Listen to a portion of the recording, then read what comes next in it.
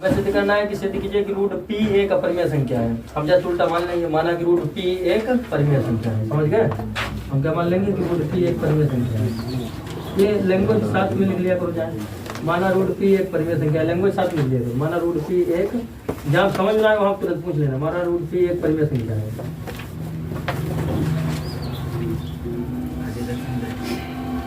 ये विरोधाभास वाले क्वेश्चन होते हैं, जस्ट विपरीत मान करके प्रूफ किए जाते हैं। अगर आपने इसमें लिखा है, वो क्वेश्चन में लिखा है कि सिद्ध कीजिए रूट पी एक अपरिमेय संख्या है, तो जस्ट उल्टा मान लेंगे कि रूट पी एक परिमेय संख्या है। अच्छा, जब रूट पी एक परिमेय संख्या है तो इसको हमको परिमेय संख्या के बराबर रखना भी पड़ेगा। तो हम रूट पी को पी अपान क्यू के इक्वल थोड़ी ना मानेंगे, क्योंकि पी पहले से प्रेजेंट है, उपस्थित है। तो हम किसके इक्वल मान लेंगे? या तो एक्स अपान वाई मान लें, या तो ए अपान बी मान लें। अब तुम बताओ क्या मान लें? ए अपान बी मान लें। तो हम मान लेंगे ए अपान बी। आप समझते हैं कि a मल्टीप्लाई वन कर दो चाहे b मल्टीप्लाई वन कर दो, इनके दोनों अभाज्य गुणनखंडों में वन उभयनिष्ठ है। उभयनिष्ठ मतलब कॉमन है दोनों में। अब ना करो तब भी तुमको दूर से दिख जाना चाहिए कि a और b में बन के अतिरिक्त कुछ होगा ही नहीं, क्योंकि a के फैक्टर किए नहीं जा सकते, किए जा सकते हैं। अब इसमें देखो b इक्वल टू क्या है? 0, क्योंकि अगर b equal to b is not equal to 0 है, क्योंकि अगर b इक्वल टू 0 हो जाएगा तो ये परिमेय संख्या नहीं रह जाएगी। रह जाएगी नहीं? तो यहाँ आप लिखेंगे a और b क्या है? फिर a और b है सहभाज्य संख्या है। a और b क्या है? सहअभाज्य संख्या है। सहअभाज्य संख्याएं क्या होती है, कौन बताएगा? वे संख्याएं जिनका HCF वन। बहुत अच्छी बात। वे संख्याएं जिनका HCF वन होता है उन्हें सहअभाज्य संख्याएं कहते हैं। तो ठीक, अब ये रूट को हटाने के लिए हम लोग क्या करते हैं? दोनों पक्षों का वर्ग करते हैं, लेकिन इससे पहले इसका मल्टीप्लाई करो पूरे। तो इसका मल्टीप्लाई करेंगे कितना हो जाएगा? Root P into B, root P into B, और इक्वल टू कितना हो गया है? अच्छा, दोनों पक्षों का वर्ग करेंगे। दोनों पक्षों का वर्ग क्यों करेंगे? ताकि रूट हट जाए। दोनों पक्षों का वर्ग कर लो। वर्ग करेंगे तो यहाँ पर रूट पी इंटू बी है, तो क्या हो जाएगा? रूट पी इंटू बी का whole of square equal to क्या हो जाएगा? A square. अब समझना, ये तो ए स्क्वायर हो गया। रूट पी का डबल बार मल्टीप्लाई करें, डबल बार गुणा करें, तो हमने बताया कि रूट 5 इंटू रूट 5 हो तो 5 हो जाता है। ठीक उसी प्रकार root P into root P हो तो क्या हो जाएगा? पी हो जाएगा। तो रूट पी और रूट पी का गुणा पी हो गया। बी का डबल बार गुणा करेंगे कितना हो जाएगा? B square. इधर आपका क्या है? A square. अब हमें चाहिए क्या? हमें इसमें चाहिए ये कि हम ए और बी की वैल्यू निकाल लें। एक बात हमेशा याद रखना, यहाँ पर जो वैल्यू दी होती है उन्हीं का मान निकालना पड़ता है। कल हम क्या कर रहे थे? कल जो पी और क्यू दिया था उन्हीं की वैल्यू निकाली थी हमने। तो यहाँ ए और बी दिया है तो किसकी वैल्यू निकालनी चाहिए? यहाँ पर बी या ए की। तो यहाँ पर कौन सी चीज पी के साथ कौन है? बी। तो किसकी वैल्यू निकाले? यहाँ पर बी की। तो बी स्क्वायर इक्वल टू कितना हो जाएगा? बोलो। बी स्क्वायर इक्वल टू हो जाएगा A square upon P. A square upon P. इसका मतलब क्या हो गया?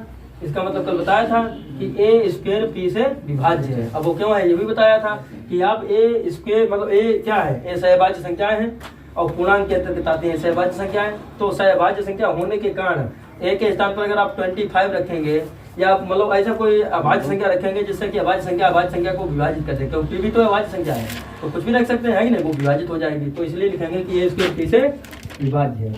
सिंस ए स्क्वायर पी से विभाज्य है, पी से विभाज्य है, तो अब आप ये बता दें अगर ए स्क्वायर पी से विभाज्य है तो क्या ए पी से विभाज्य होगा? इसलिए ए भी पी से विभाज्य होगा।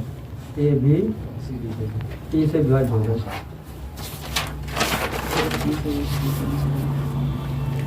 अगर ए पी से विभाज्य है तो इसका मतलब हमने आपको बताया था कि जब ए स्क्वायर पी से विभाज्य हो जाए, ए पी से विभाज्य हो जाए तो ए के इक्वल कुछ मान लेंगे, क्योंकि जिस नंबर से विभाज्य हो रहा है तो उसके वो नंबर जो है अपने गुणज में जाएगा। जैसे कि 5 है, 5 के टेबल में जाएगा। 5 बन जा 5, 5 2 जा 10, 5 3 जा 15। वैसे ही पी कोई अभाज्य संख्या होगी, मान लो 3 रही तो 3 बन जा 3, 3 2 जा 6, ऐसे जाएगा। तो जब बढ़ता जाएगा उस बढ़ते हुए लेटर को, उस बढ़ते हुए अक्षर को, कहेंगे अंक को, नंबर को रोकने के लिए हम क्या करते हैं? कांस्टेंट लगा देते हैं। कांस्टेंट मतलब ये होता है कि स्थिर हो जाना। समझ गए?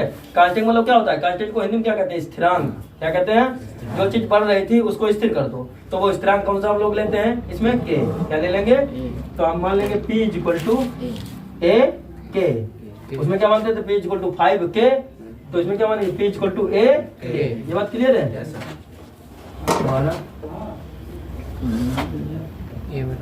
ए इक्वल टू पी के मानेंगे। ए इक्वल टू पी के मानेंगे।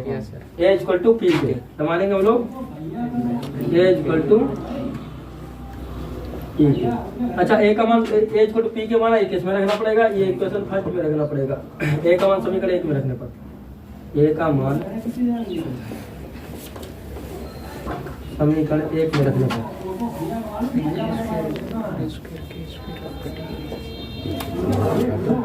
ए का मान समीकरण एक में रखेंगे। जब ए का मान समीकरण एक में रखेंगे तो ए का मान है कितना, पी के, तो ए के स्थान कितना रखते हैं हम लोग, पी के, तो फिर क्या हो जाएगा, पी बी स्क्वायर इक्वल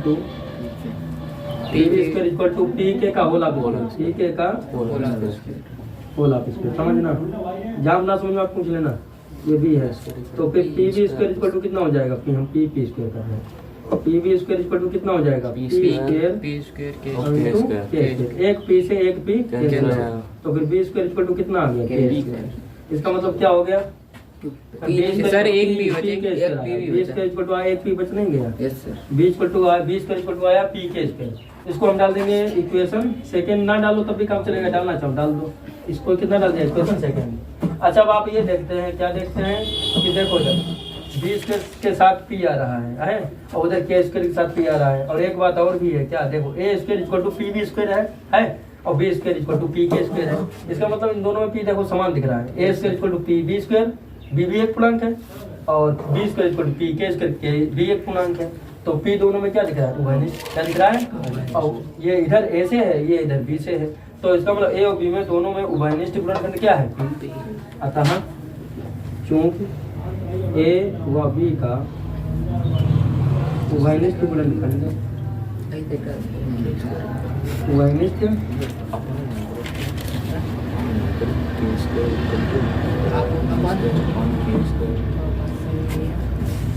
उभयनिष्ठ गुणनखंड पी है, उभयनिष्ठ गुणनखंड क्या है, पी है,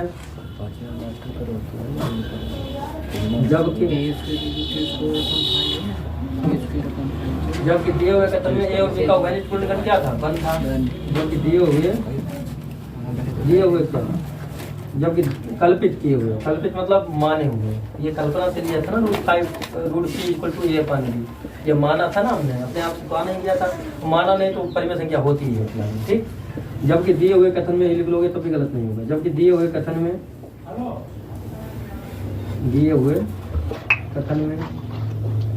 ए व बी का उभयनिष्ठ गुणनखंड कितना है, ए व बी का उभयनिष्ठ गुणनखंड 1 है, लैंग्वेज जो है उभयनिष्ठ गुणनखंड 1 है। यहाँ क्या लिखेंगे, इसलिए दिया हुआ कथन कैसा है, असत्य है, इसलिए दिया हुआ कथन असत्य है।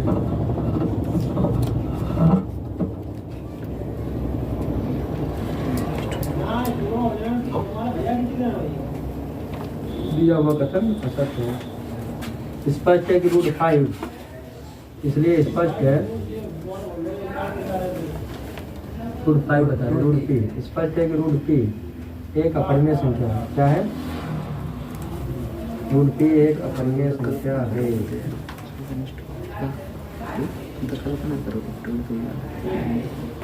अब हम अगर इसमें ज़्यादा लिखवाएं तो ज़्यादा भी लिखवा सकते हैं, कोई वो बात नहीं फिलहाल में, ठीक।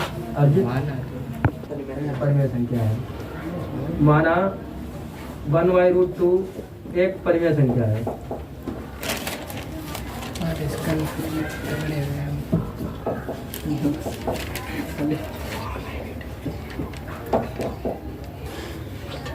माना 1/√2 एक परिमेय संख्या है। अगर 1/√2 एक परिमेय संख्या है तो 1/√2 को किसके ऊपर रखना चाहिए, हम लोगों को बताओ, पी अपान क्यू के ऊपर रखना चाहिए, जहाँ क्यू क्या होता है, Q is not equal to 0 होता है। और एक बात और इसमें लिखी जाती है कि पी और क्यू सहभाज्य संख्या है, सहभाज्य पूर्णांक है, जबकि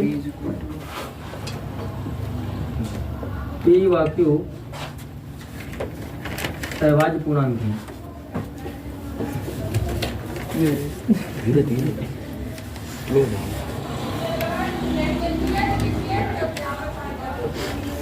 पी व क्यू क्या है, सहभाज्य पूर्णांक है। अब हम क्या करेंगे, देखो ध्यान से देखना, हम क्या करेंगे कि क्यू का इधर मल्टीप्लाई कर देंगे, रूट 2 का उधर मल्टीप्लाई कर देंगे, लेकिन तब इसे लाभ क्या मिलेगा, इसे लाभ देखो क्या मिल सकता है, क्यू का जब इधर मल्टीप्लाई करेंगे तो क्यू बन जा क्यू बन जा क्यू, और रूट 2 का इधर गुणा कर देंगे कितना हो जाएगा, रूट 2p। ऐसा ना करो तो एक काम और कर सकते हैं, मालूम क्या, कि रूट 2 का ऊपर नीचे कर दो मल्टीप्लाई, परिमेयकरण नहीं करते थे हम लोग, हर का परिमेयकरण, रूट 2 का ऊपर नीचे क्या कर दें, मल्टीप्लाई, तो 1 × √2 और नीचे भी हो जाएगा रूट 2 × √2। इसको सरल करेंगे थोड़ा, तो उधर कितना हो गया, उधर हो गया पी अपन क्यू। तो √2 बन जा √2, √2 बन जा √2 का √2 का मल्टीप्लाई कितना आता है, मतलब 2 मतलब 2 आ गया। अब इज इक्वल टू कितना है, पी अपन क्यू। अब समझना 2 का उधर कर दो मल्टीप्लाई, √2 को इधर ही रखो, √2 को हमने इधर रखा और 2 का उधर मल्टीप्लाई किया तो कितना हो गया, 2p upon Q, 2p upon Q. लग गया थोड़ा कैसे समझो। अभी आपने क्या प्रूव किया था, कि √5 एक अपरिमेय संख्या है। फिर आपने प्रूव किया था कि p एक अभाज्य संख्या है, तो सिद्ध कीजिए √p एक अपरिमेय संख्या है। सिद्ध किया p अभाज्य संख्या है। तो यानी जितनी भी अभाज्य संख्याएं थी आपने अभी प्रूव किया है कि वो सभी क्या है, अपरिमेय है। तो बताइए 2 क्या है, √2 क्या है, एक अभाज्य संख्या है कि नहीं है। तो अगर √2 एक अभाज्य संख्या है तो ये अभाज्य संख्या ही अपरिमेय संख्या है। तो ये अपरिमेय संख्या परिमेय के बराबर है। किसके बराबर है, बराबर है। तो बराबर होने के कारण ये √2 इससे क्या कह रहा है कि तुम भी भाई आओ और अपरिमेय बन जाओ, क्योंकि बराबर है। भाई कोई चीज क्या, जब कोई एक क्वालिटी व्यक्ति होते हैं, एक ही जैसे संस्कार वाले व्यक्ति होते हैं, वो कहते हैं तुम हमारे साथ आओ, तुम्हें संस्कारित कर देंगे, तुमको अच्छा बना देंगे। और जो दुर्गुणी व्यक्ति होते हैं वो क्या कहते हैं, आओ भैया बीड़ी पी लो आकर के, सिगरेट पी लो आकर के, थोड़ा ये कर लो, थोड़ा वो कर लो, उनको वैसा बना देते हैं। तो समझो ये व्यक्ति जो है ये दुर्गुणी है और ये सद्गुणी व्यक्ति है, या ये सद्गुणी है ये दुर्गुणी है।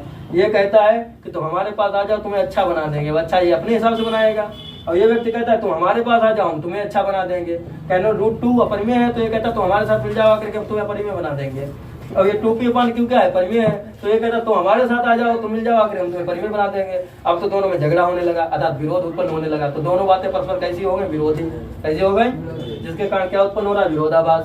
अतः स्पष्ट है, क्या स्पष्ट है, 1/√2 एक अपरिमेय संख्या है। समझ गए क्या, क्या नहीं समझे। √2 एक अपरिमेय संख्या पहले आप सिद्ध कर चुके हैं। सभी √p क्या था, अभाज्य संख्याएं थी। सभी अभाज्य संख्याओं को आपने अपरिमेय संख्या प्रूव किया, अभी पीछे किया है। तो जब आपने अपरिमेय संख्या उसको प्रूव किया है तो √2 अब स्पष्ट है कि अपरिमेय संख्या है, स्पष्ट है। तब √2 अपरिमेय संख्या है तो √2 किसके बराबर है, परिमेय के बराबर है। लेकिन बराबर होने के कारण ये उसको अपनी तरफ खींच रहा है, क्योंकि उसने कहा तो हमारे साथ आ जाओ और तुम अपरिमेय बन जाओ। क्या बन जाओ, अपरिमेय, क्योंकि बराबर है।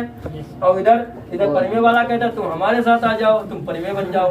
अब दोनों में क्या हो रहा है, आपस में विरोध उत्पन्न हो रहा है। क्या उत्पन्न हो रहा है, विरोध, जिसके कारण क्या उत्पन्न हो रहा है, विरोधाभास। और जब विरोधाभास उत्पन्न होगा तो फिर क्या होगा, जो बात पहले थी वो अपने घर चला जाएगा, वो अपने घर चला जाएगा। वो कहेगा चलो ठीक तुम हटाओ, हम अपने थे तो हमको अपरिमेय रहने दो। तो स्पष्ट है कि 1/√2 एक अपरिमेय संख्या है। समझ गए। तो यहाँ बस अब केवल लैंग्वेज लिखनी है, बाकी कुछ नहीं लिखना है। थोड़ा स्टॉप करना, फिर बात को देखते हैं। दूसरे का थर्ड पार्ट देखना, दूसरे का सेकंड पार्ट है ना। देखो दूसरे का सेकंड पार्ट 7√5, 7 तीसरे का सेकंड पार्ट है 7√5। तो वही बात है, फिर से मान लेंगे, माना 7√5 एक परिमेय संख्या है। 7√5 क्या है, एक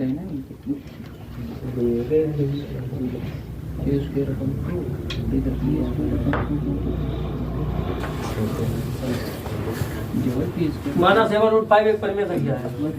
तो इसको किसके ऊपर रखना पड़ेगा, बोलो, परिमेय के ऊपर रखना पड़ेगा। किसके ऊपर रखना पड़ेगा, p अपन q के ऊपर। जहाँ q इक्वल टू क्या होता है, q नॉट इक्वल टू क्या होता है, 0। तो p और q क्या होती है, सहभाज्य संख्या है। p और q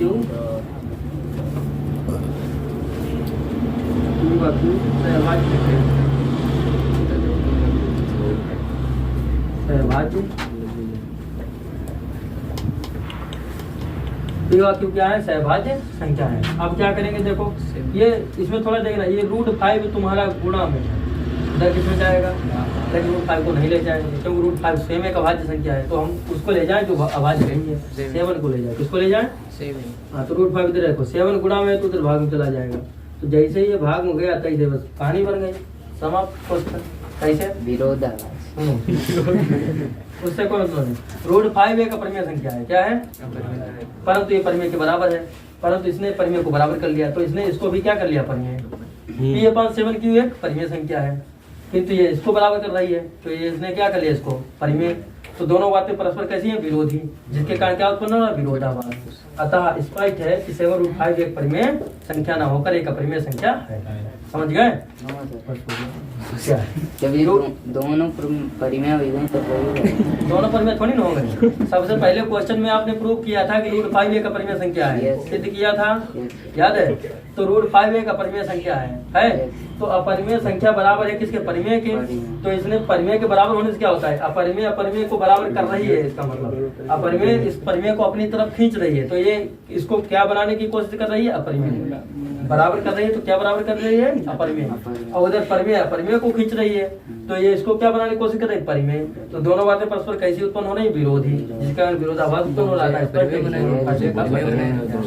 समझ पाए? तो लिख लीजिए, साथ ही साथ लिख लीजिए, नोट कर लेंगे। देखो स्पष्ट है कि √5 एक अपरिमेय संख्या है, यहाँ पर है लिखना भूल गए, एक मिनट लिखते कोई बात नहीं है, जिसके कारण P/7Q भी एक अपरिमेय संख्या होगी, परंतु P/7Q एक परिमेय संख्या है, जिसके कारण √5 भी एक परिमेय संख्या होगी। अब ये दोनों कथन परस्पर कैसे हैं, विरोधी हैं, जिसके कारण विरोधाभास उत्पन्न हो रहा है। अतः स्पष्ट है कि 7√5 एक अपरिमेय संख्या है। समझ गए आप लोग? देखो जिस प्रकार ये क्वेश्चन नंबर 3 का सेकंड पार्ट है 7√5, इसमें हमने 7√5 को एक परिमेय संख्या माना है। ठीक उसी प्रकार देखो इसी का थर्ड पार्ट है, थर्ड पार्ट आपका है 6 + √2, 6 + √2, तो यहाँ 7√5 की जगह हम लिख देंगे 6 + √2, 6 + √2। और जिस प्रकार हमने 7√5 को एक परिमेय संख्या माना है, क्योंकि ये प्रूव करना है कि यह परिमेय सिद्ध करो, तो उल्टा मान लेते हैं, जस्ट विपरीत मान लेते हैं। तो 7√5 ना होकर के यहाँ क्या हो जाएगा, 6 + √5, कितना हो जाएगा, 6 + √5 एक परिमेय संख्या है, सही। तो यहाँ भी आ जाएगा 6 + √5, यहाँ कितना आ जाएगा आपका 6√2, हाँ 6 + √2, 5 नहीं 6 + √2 आ जाएगा, बोल दिया 6 + √2 आ जाएगा। Q ≠ 0 होगा, P और Q सहभाज्य संख्याएं हैं, समझना। अब यहाँ क्या करेंगे, यहाँ थोड़ा चेंजिंग करने की आवश्यकता है। देखो ये 6 प्लस का है, तो उधर किसमें जाएगा बोलो, माइनस में, तो यहाँ केवल रह गया आपका √2, और जो 6 प्लस का था वो आपका चला गया -6 में। तो क्या परिमेय संख्या पर कोई प्रभाव पड़ेगा, नहीं पड़ेगा। क्यों नहीं पड़ेगा, क्योंकि Q का अगर इधर मल्टीप्लाई करेंगे तो P - 6Q हो जाएगा, जो करके दिखाएं कितना हो जाएगा, P - 6Q, P - 6Q और डिवाइडेड बाई Q। अच्छा ये बताइए, परिमेय संख्या में से अगर कोई संख्या घटाई जाती है तो परिमेय संख्या पर कोई अंतर पड़ता है, नहीं पड़ता है। तो ये P - 6Q/Q ही क्या है, परिमेय संख्या है। P - 6Q/Q क्या है, परिमेय संख्या है। और √2 क्या है, एक परिमेय संख्या है। देखो फिर से वही बात आ गई कि √2 एक परिमेय संख्या है, परंतु √2 इस परिमेय संख्या के बराबर है, तो √2 ने इसको क्या कर दिया, अपरिमेय कर दिया। तो √2 जब अपरिमेय है तो P - 6Q/Q भी एक अपरिमेय संख्या होगी, परंतु P - 6Q/Q तो एक परिमेय संख्या है, परंतु ये इसके बराबर है, तो स्पष्ट है कि ये भी √2 भी एक परिमेय संख्या होगी, वो परिमेय संख्या होगी। अतः दोनों बातें परस्पर कैसी हैं, विरोधी हैं, जिसके कारण विरोधाभास उत्पन्न हो रहा है। अतः स्पष्ट है, क्या स्पष्ट है कि 6 + √2 एक अपरिमेय संख्या है। तो ये भाषा यहाँ पर लिखेंगे, देखना थोड़ा, तो क्या लिखेंगे कि √2, जहाँ √5 या √2 लिख देंगे, √2 एक अपरिमेय संख्या है, जिसके कारण P - 6Q/Q भी एक अपरिमेय संख्या होगी, परंतु यह अपरिमेय थोड़ी ना है, परंतु P - 6Q एक परिमेय संख्या है, अपरिमेय थोड़ी ना है, एक परिमेय संख्या है, जिसके कारण √2 भी एक परिमेय संख्या होगी। ये दोनों कथन परस्पर विरोधी हैं, जिसके कारण विरोधाभास उत्पन्न हो रहा है। अतः स्पष्ट है, क्या स्पष्ट है कि 6 + √2 एक अपरिमेय संख्या है, स्पष्ट है। अजीत समझ में आया? √3 + √5, देखो √3 + √5 थर्ड नंबर, सेकंड का थर्ड नंबर, √3 + √4 नंबर है पूरा, नहीं 3 नहीं है, 3 का 4 नहीं है, 4 है। अरे भैया 4 नंबर है, चलो ठीक। अब ऐसा करो, इसको बंद करो, दोबारा स्टार्ट करो, समझना। √3 + √5 है, तो हम माना कि √3 + √5 एक परिमेय संख्या है। जब उसने बोला है कि सिद्ध कीजिए कि √3 √5 एक अपरिमेय संख्या है, उसने क्या बोला, सिद्ध कीजिए कि √3 + √5 एक अपरिमेय संख्या है। हमने मान लिया जस्ट उल्टा कि √3 + √5 एक परिमेय संख्या है। अब समझना, √3 + √5 को परिमेय संख्या माना है, तो √3 + √5 को बच्चों परिमेय संख्या के इक्वल रखना भी पड़ेगा। ये बात क्लियर है? ठीक, जहाँ Q ≠ 0 है, P और Q सहभाज्य संख्याएं हैं। अब समझना, इसमें क्या करेंगे, इसमें ये करेंगे कि दोनों पक्षों का हम लोग क्या कर देंगे, वर्ग कर देंगे, दोनों पक्षों का वर्ग करने पर। तो √3 + √5 इसका होल ऑफ स्क्वायर इधर हो गया, और उधर आपका क्या हो गया, उधर हो गया आपका P² में Q²। कैसे, ऊपर भी वर्ग नीचे भी वर्ग। अच्छा, दोनों पक्षों का वर्ग कर दिया। यहाँ पर लिखना चाहो तो लिख भी सकते हो, दोनों पक्षों का वर्ग करने पर, दोनों पक्षों का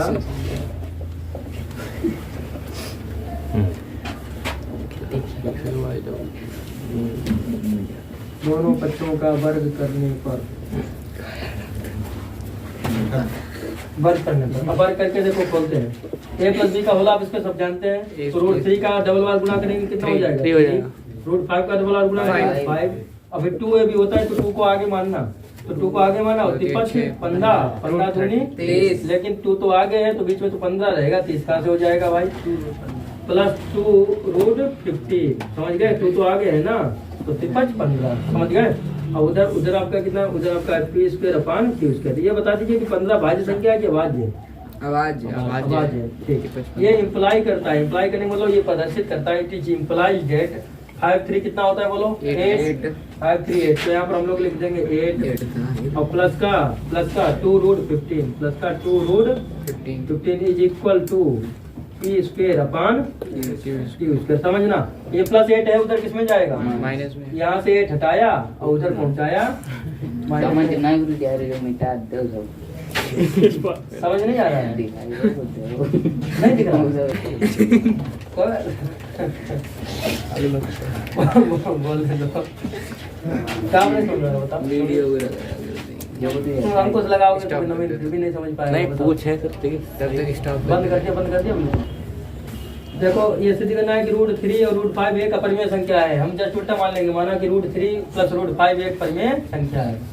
माना रूट 3 प्लस रूट 5 एक परिमेय संख्या है। क्या हम ना समझ में पूछ लेना, रूट 3 प्लस रूट 5 एक परिमेय संख्या है।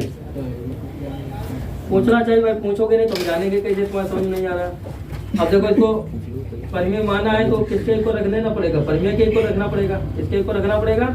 परिमेय के को रखना पड़ेगा। परिमेय संख्या किस रूम में होती है? P रूम में होती है। अब समझना, इसमें Q is not equal to क्या हो गया? 0। Q is not equal to 0। जहाँ P और Q क्या है? सहभाज्य संख्या है। यहाँ लिखना पड़ेगा जहाँ P व Q सहभाज्य संख्या है। P व Q सहभाज्य संख्या है। सहभाज्य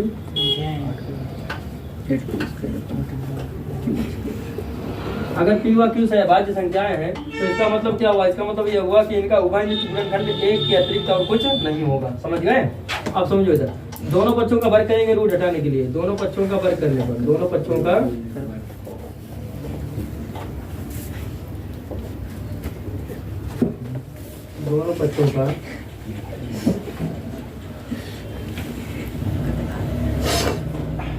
वर्ग करने पर वर्ग करेंगे तो कितना बनेगा? रूट 3 प्लस रूट 5 का whole of square equal to उधर कितना हो जाएगा? उधर हो जाएगा P अपान Q का होल ऑफ स्क्वायर। समझ पा रहे हो ना मेरे? अब समझो A प्लस B का होल ऑफ स्क्वायर क्या होता है? खोलते हैं। A स्क्वायर मतलब रूट 3 का स्क्वायर, रूट 3 का स्क्वायर कितना मिलेगा? 3 प्लस B स्क्वायर रूट 5 का स्क्वायर, रूट 5 का स्क्वायर कितना मिला? 5 प्लस 2AB है ना, तो 2 को आगे मानिए यार, विचार कीजिए कि 2 आगे है। ठीक, 2 को आगे मान लिया और 3 का 5 में गुणा किया, 15 रूट के अंदर रहा लेकिन 2 आगे रहा, तो कितना हो गया? 2 रूट 15 इज इक्वल टू, ये तो आपका हो गया 2 root 15 is equal to P का डबल बार गुना P स्क्वायर, Q का डबल बार गुना तो Q स्क्वायर। ये बात क्लियर है? ठीक, 5 3 कितना होता है? 8 प्लस का 8 उधर किस में जाएगा? माइनस में। तो 2 रूट 15 को तो हमने ऐसे रखा, जो प्लस का 8 था उधर हम लेंगे माइनस में, यानी P square upon Q square और माइनस का 8। ये बात क्लियर है?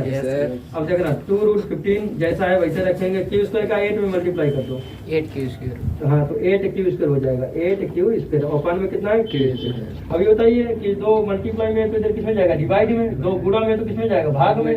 तो फिर कितना हो गया? Root 15 is equal to P square और माइनस का 8 Q स्क्वायर और 2 जो गुणा में था उधर किसमें आ गया? भाग में। तो कितना हो गया? 2Q square 2Q square. ये बात क्लियर है? देखो अब ये अभाज्य संख्या दिख रही होगी।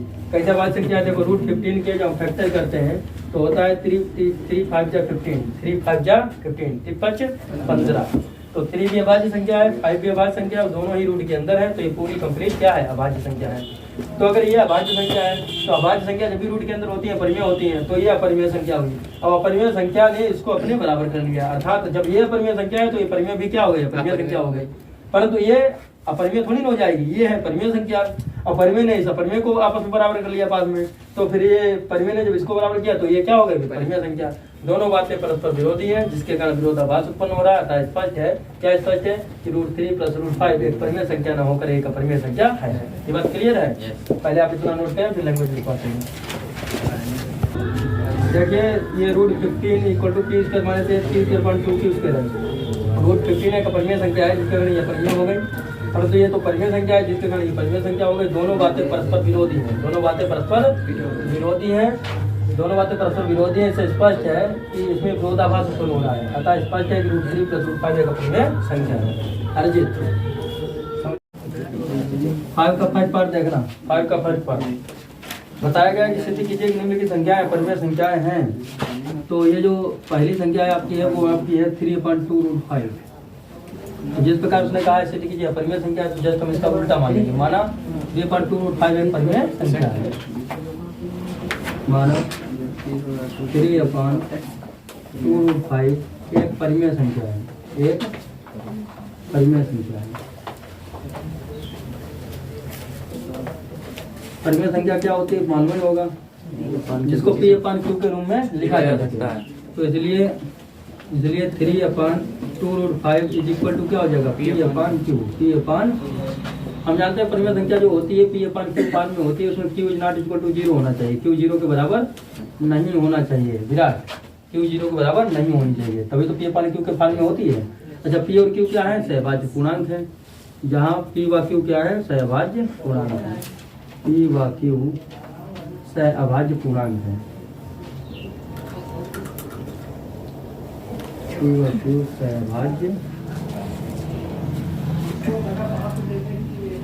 पूर्णांक क्या होते हैं? जिनका HCF 1 और केवल 1 है, इनका HCF केवल 1 को सहभाज्य पूर्णांक कहते हैं।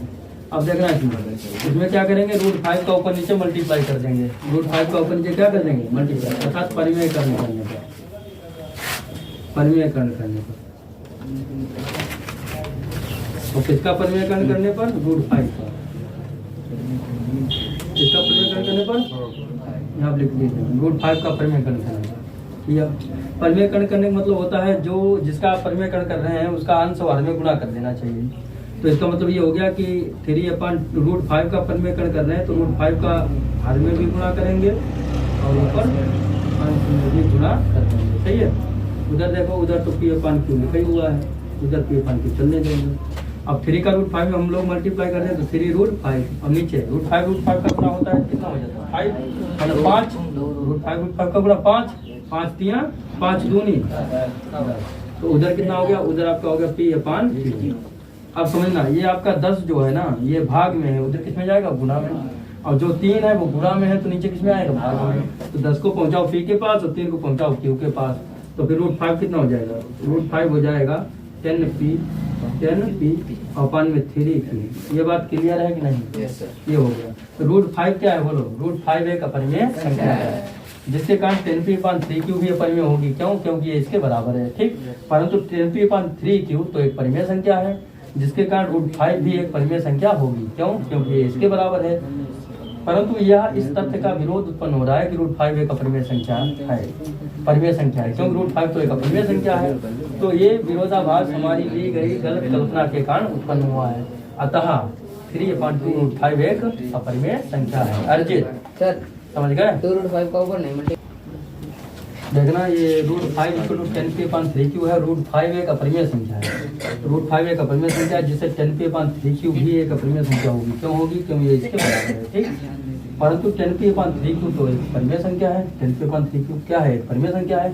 अब ये इसके बराबर है तो ये फिर क्या होगी? परिमेय संख्या हो गई। तो इसलिए √5 एक परिमेय संख्या होगी। यह इस तथ्य का विरोध करता है कि √5 एक अपरिमेय, क्योंकि अगर ये परिमेय होगी तो इस बात का विरोध करने लगा कि ये परिमेय है, करने लगा विरोध, तो ये अपरिमेय का विरोध करता है। यह सब हमारी ली गई गलत कल्पना के कारण हुआ है। हमने ये गलत नहीं माना है परिमेय संख्या, क्योंकि ये तो अपरिमेय है, हमने गलत मान लिया परिमेय, तो ये गलत कल्पना के कारण हुआ है। अतः 3/2√5 एक अपरिमेय। समझ गए? Yes sir. अर्जित समझ में आया? Yes sir. देखिए, तो अगला क्वेश्चन है वो 3 - है। किताब की तरफ देखना थोड़ा। अगला जो क्वेश्चन है वो आपका है 3 - हम इसी में लगा दे रहे हैं, इसी में सॉल्व कर देंगे। देखो अगला क्वेश्चन है 3 - तो हमने लिख दिया 3 - अब क्या है कि जहाँ पर ये 3/2√5 लिखा है, इसको हटा के हम यहाँ पर लिख देंगे 3 - एक परिमेय संख्या है। तो इतनी तो चेंजिंग करनी है, फिर हम यहाँ पर थोड़ा सॉल्व कर देंगे, इससे ज़्यादा कुछ नहीं। यहाँ पर हम क्या कर देंगे, थोड़ा सॉल्व कर देंगे। जहाँ पर लिखा है 3/2√5, यहाँ लिख देंगे 3 - √5। ठीक है, परिमेयकरण करने की इसमें कोई आवश्यकता है नहीं है। देखो, परिमेयकरण करने की इसमें कोई आवश्यकता नहीं है। बाद बाकी ये तो सब लिखा ही रहेगा। हमने क्या किया है, हमने ये किया कि जहाँ पर ये था वहाँ पर 3 - √5 को हमने लिख दिया। अब ये आपको थोड़ा चेंजिंग करनी है। देखा क्या करनी चेंजिंग, ये +3 है, उधर किस में जाएगा, -3 में जाएगा। या आप ऐसा करें, ये जो P/Q प्लस में है, इधर किस में आएगा, माइनस में आएगा। तो ये फिर प्लस में है, इधर ही ले आओ। तो कितना हो जाएगा आपका 3 - P/Q। ये बात क्लियर है। और -√5 उधर किस में चला गया बच्चों, प्लस में चला गया। -√5 उधर प्लस में चला गया। अब सुनो, Q का 3 में गुणा कर दो, कितना हो जाएगा 3Q, और 3Q माइनस का Q whole upon Q is equal to √5 is equal to. देखो वही बात बन गई या करके। और या लगा के या √5 को इधर आप कर दें और उधर आप कर दें 3Q माइनस का P और होल अपॉन Q। अब आप समझ लें कि √5 आपकी कैसी संख्या है बताइए, अपरिमेय। √5 अगर अपरिमेय संख्या है तो अपरिमेय इस परिमेय के बराबर, तो इस परिमेय को भी इस अपरिमेय ने क्या कर दिया, अपरिमेय कर दिया। तो √5 अपरिमेय, तो ये भी अपरिमेय होगी। तो परंतु ये तो परिमेय है, तो ये परिमेय है तो √5 भी परिमेय होगी। दोनों बातें परस्पर विरोधी हैं, जिसके कारण विरोधाभास उत्पन्न हो रहा है। अतः 3 - √5 एक अपरिमेय संख्या है। तो वही बात लिखेंगे, √5 एक अपरिमेय संख्या है, जिससे यहाँ पर लिख देंगे, जिससे 3Q - P अपॉन Q भी एक अपरिमेय संख्या होगी। परंतु